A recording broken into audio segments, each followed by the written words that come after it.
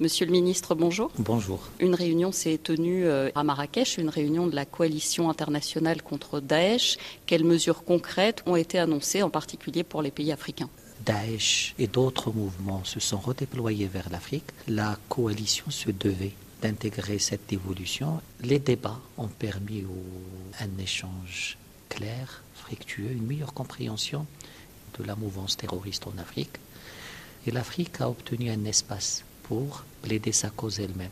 Il y a eu une quinzaine de délégations africaines présentes à un niveau ministériel, représentant des pays quand même qui sont directement touchés. Il y avait le Burkina, il y avait la RDC, la Libye, le Mozambique.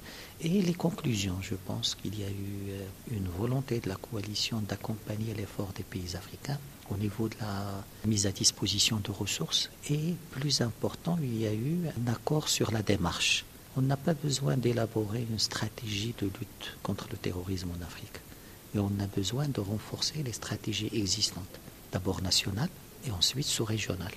Il y a un pays qui n'était pas représenté et qui pourtant est fortement confronté au terrorisme, c'est le Mali. Pourquoi n'était-il pas là ? La coalition a des règles, a un cadre de travail. Il y a des dispositions qui sont prises par l'UA, par la CEDEAO en ce qui concerne le Mali.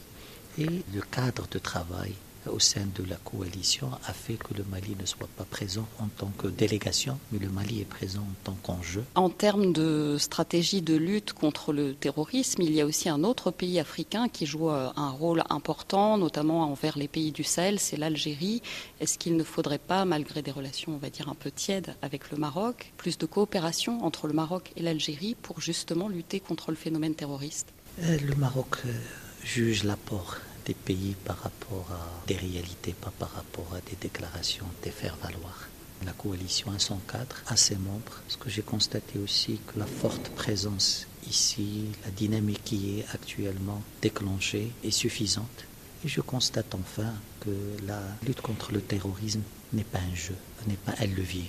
Il y a 3 mois, sur nos antennes, vous avez dit que le Maroc ne va pas dans l'escalade avec l'Algérie. 3 mois après, est-ce qu'il y a eu une évolution ? Est-ce qu'il y a des signes d'une désescalade ? Dès le début, l'instruction royale a été de ne pas s'engager dans une escalade. Et dès le début, j'ai dit que pour Sa Majesté le Roi, le Maroc suit son chemin. Le Maroc n'a pas réagi à aucune des mesures d'escalade prises par l'Algérie. Le Maroc est un État responsable qui n'insulte pas l'avenir et qui travaille d'abord dans le cadre de ses intérêts nationaux pour la stabilité régionale et internationale. Je reviens sur l'événement qui a lieu à Marrakech. Vous avez tenu en marge de cette réunion beaucoup de rencontres bilatérales, notamment avec l'Espagne. Les relations avec l'Espagne sont meilleures actuellement ? C'est la fin de la crise ? C'est la première visite après la rencontre entre Sa Majesté le Roi Mohamed VI et le président du gouvernement espagnol, du ministre des Affaires étrangères Albares. On a eu beaucoup de rencontres formelles, informelles, etc.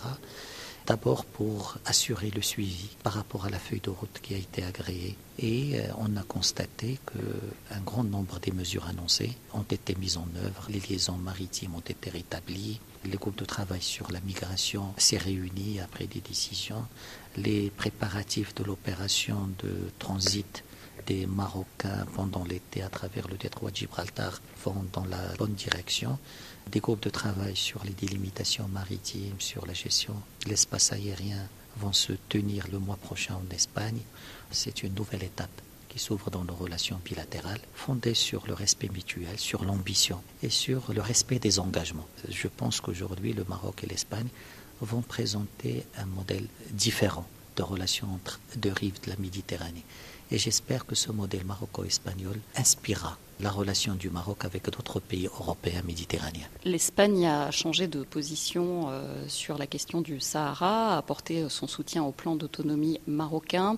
Est-ce que la question migratoire a été un levier pour obtenir ce revirement ? Je pense que c'est une perception simpliste. Sinon, comment expliquer cette dynamique européenne internationale en soutien à l'autonomie ? La position espagnole s'inscrit dans un mouvement qui est constaté au niveau des Nations Unies, qui est constaté au niveau européen, africain et arabe. Mais quand même, si on regarde le calendrier, on constate que l'Espagne, pendant des décennies, est restée neutre sur ce dossier. et que le revirement est arrivé quelques mois après l'afflux massif de milliers de personnes à Ceuta. La première fois où l'Espagne a marqué une appréciation positive de l'initiative d'autonomie remonte, je pense, à 2008. La première fois où l'Espagne a arrêté de faire référence à l'autodétermination et au référendum, ça doit être 2017. Ceux qui veulent créer ce raccourci ne veulent pas voir une réalité, qu'il y a un mouvement international. Ceux qui continuent de défendre ces options dépassées sont une petite minorité qui veulent exploiter la question du Sahara pour faire durer un statu quo préjudiciable à la stabilité régionale, puisqu'on parle de séparatisme et de terrorisme, nourrir les mouvements terroristes par des éléments qui sont armés, qui ne sont pas structurés. Et c'est ça le danger aujourd'hui pour la stabilité régionale. Investir dans le séparatisme, c'est nourrir le terrorisme. Sur le conflit ukrainien, il y a eu un vote à l'ONU en mars dernier. Le Maroc n'a pas pris part à ce vote. Pourquoi vous n'avez pas pris part à ce vote? Le Maroc n'a pas participé au vote, mais le Maroc a sorti un communiqué. Par rapport au vote, le Maroc l'a dit dans le cadre arabe, l'a dit ailleurs. Il ne faut pas trop politiser les institutions spécialisées internationales. Certains interprètent cette non-participation au vote comme une volonté de la part du Maroc de ne pas froisser la Russie. Est-ce que c'est le cas? Comme je l'ai dit, les paramètres qui sont derrière la position du Maroc sont liés à des principes fondamentaux, cardinaux dans la politique étrangère marocaine. Le communiqué l'a réitéré, appui à la souveraineté nationale et à l'unité nationale de tous membres des Nations Unies, attachement au règlement des différends par des voies pacifiques, contre le recours de la force et pour des relations de bon voisinage. Monsieur le ministre, merci.